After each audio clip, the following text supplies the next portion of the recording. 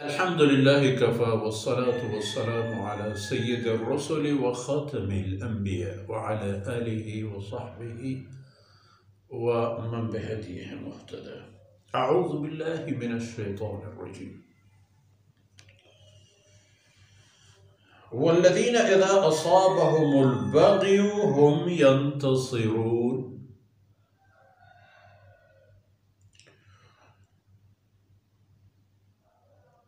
وجزاء سيئة سيئة مثلها فمن عفا وأصلح فأجره على الله إن الله لا يحب الظالمين ولمن انتصر بعد ظلمه فأولئك ما عليهم من سبيل. سبحانك لا علم لنا إلا ما علمتنا إنك أنت العليم الحكيم.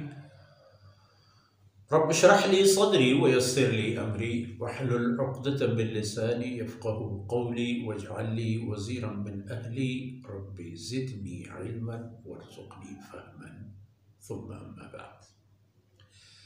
گرامی قدر بھائیوں، بہنوں اور پیارے بچوں، قرآن اصل زندگی ہے، نظام زندگی ہے، بلکہ زندگی تو ہے معنی ان لوگوں کا، ان وجود کا کہ جس میں ایک نامرئی طاقت موجود ہو جسے آپ روح کہتے ہیں. دراصل زندگی کی بھی ایک اگر روح ہے تو وہ ہے اللہ کا کلام قرآن مجید. زندگی کے روح قرآن ہے. دیکھیے، والذین اذا اصابهم البغی هم ينتصرون،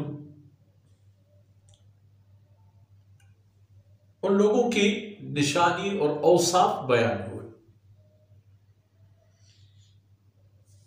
کہ جو اللہ رب العزت نے ان کے لیے خیر و ابقا والی ایک زندگی بنا دی، جو یہاں کے وسائل، یہاں کے ماحول، یہاں کے حالات، یہاں کی جگہ، زمین، زمان، مکان سب سے بہتر. اور دوسری بات یہ ہے کہ یہاں کی ہر چیز زوال پذیر اور وہاں کی ہر چیز دائمی. تو وہ جن لوگوں کے لیے ہے ان میں یہ صفت بھی ہے، والذین اذا اصابهم البغی هم ينتصرون.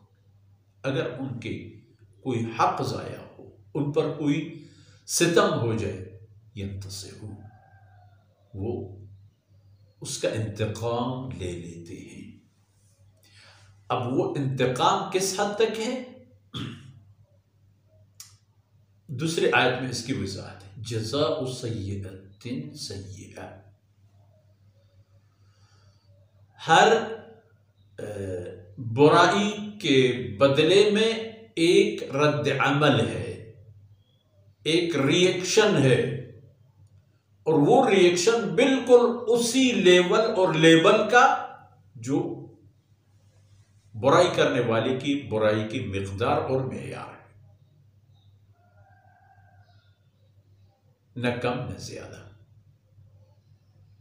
کیونکہ انسان کو طاقت کے ذریعے سے روکا جاتا ہے، اور طاقت دو قسم کی ہے، ایک عقل اور اخلاق، اور ایک وہی قانون اور نظام جو اللہ رب العزت نے بنا دی.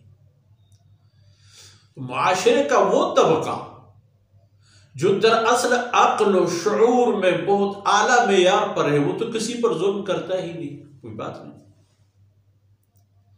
لیکن کچھ لوگ ایسے ہوتے ہیں کہ انہیں اگر کھلی چھوٹ مل جائے، انہیں ان کی حالت پر اگر چھوڑ دی جائے تو لتاڑتے ہوئے چلے جاتے ہیں، ان کو کوئی احساس نہیں ہوتا کیا ہوا کیا نہیں ہوا.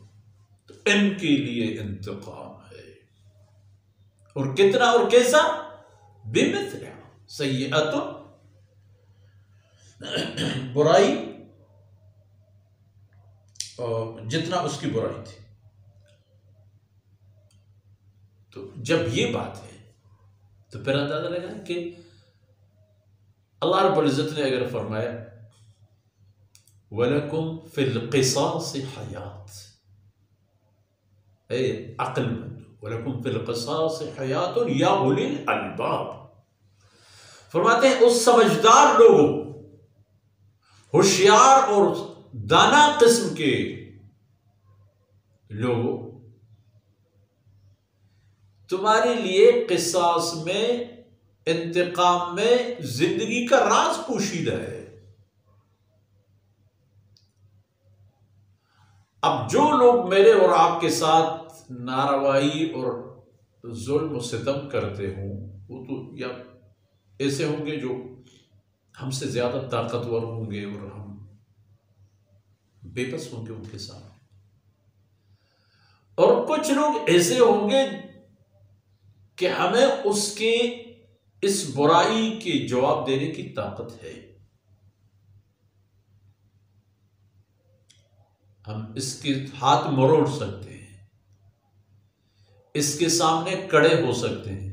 اور یاد رکھیے کہ یہ تمام چیز جائز امور میں، حق اور باطل پہچانی جانی چاہیے، دو چیزیں ہیں الگ الگ۔ اگر آپ حق پر ہیں، یعنی کہ آپ طاقتور ہیں، تو طاقتور کے لیے ہر چیز جائز ہے۔ اللہ کے پاس یہ معیار نہیں ہے۔ تو جن لوگوں کے سامنے ہم بے بس ہیں اور ہم کہتے ہیں کہ ہم نے ان کو معاف کیا، اس معافی کا بھی کوئی معنی نہیں ہے۔ معاف کریں اس آدمی کو جس سے آپ بالکل انتقام لے سکتے ہیں اور اس کو پتہ بھی ہے کہ آپ اسے پکڑ سکتے ہیں، انتقام لے سکتے ہیں۔ تو اس کے بارے میں فرمایا فَمَنْ عَفَا وَأَصْلَحَ فَأَجْرُهُ عَلَى اللَّهِ، جس آدمی نے اپنے حق کو کسی پر جس نے ظلم کیا تھا اس کو معاف کیا اور اپنے اصلاح بھی کر دی، فَأَجْرُهُ عَلَى اللَّهِ، اللہ رب العزت اس پر اجر دے دیتے ہیں۔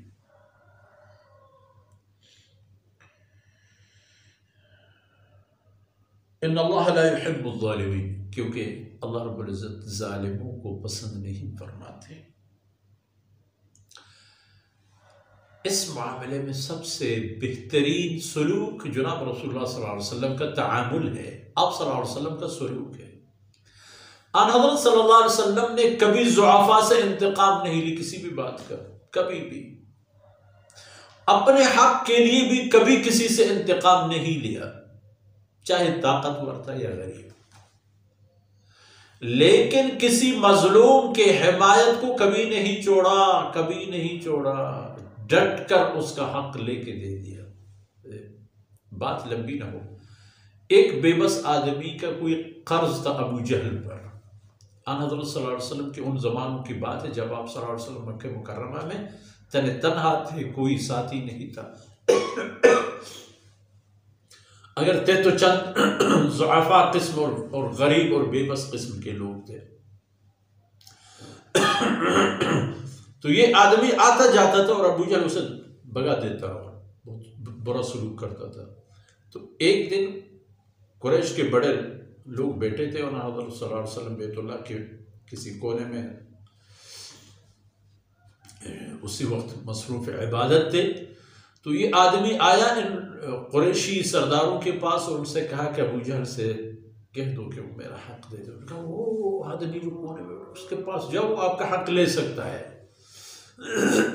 یہ چلے گئے، حضرت صلی اللہ علیہ وسلم کی خدمت میں عرض کیا کہ وجہ انہوں نے میرا حق دبایا ہے، آپ مجھے میرے حق دلوا لیں۔ صلی اللہ علیہ وسلم فرمایا چلے، آ گئے اور ابو جہل کے دروازے کو دستک دی۔ اب جو لوگ اس بے بس اور غریب کو حضرت صلی اللہ علیہ وسلم کی خدمت میں بھیج رہے تھے، دراصل یہ توہین کے لیے بھی کہ رسول اللہ صلی اللہ علیہ وسلم وہاں جب چلیں گے تو ابو جہل اس کو دھکا دے کے بھگا دیں گے۔ تو جب یہ چلے گئے، حضرت صلی اللہ علیہ وسلم نے دروازے تک دستک دی، ابو جہل آیا تو حضرت صلی اللہ علیہ وسلم نے فرمایا کہ اس کے حق کیوں نہیں دیتے؟ تو اس نے کہا ابھی دے۔ دوڑتے دوڑتے گھر چلا گیا اور اس کے جو پیسے تھے یا جو کچھ تھا لا کر اس کے ہاتھ میں دے دیا۔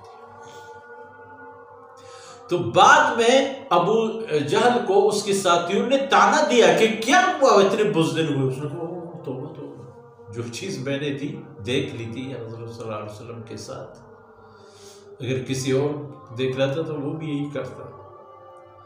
تو گویا کہ حقیقت یہی ہے کہ انسان کو ایسے معاملات میں اپنے حق سے دستبردار ہونا بہتر ہے، اور ضعفاء کو معاف کرنا بہتر ہے، اور طاقتور لوگوں کو ان کے سامنے جائز کھڑا ہونا چاہیے،